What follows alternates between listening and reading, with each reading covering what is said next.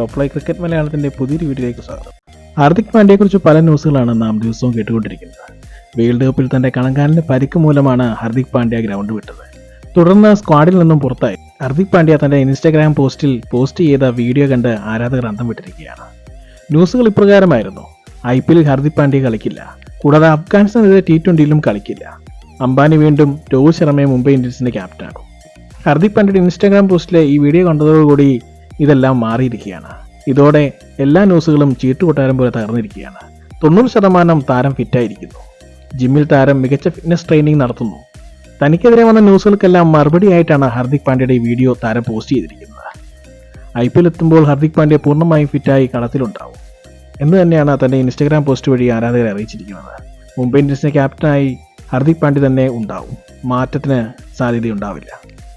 ഇത്തരം ക്രിക്കറ്റ് വാർത്തകൾക്കായി ഈ ചാനൽ സബ്സ്ക്രൈബ് ചെയ്യുക.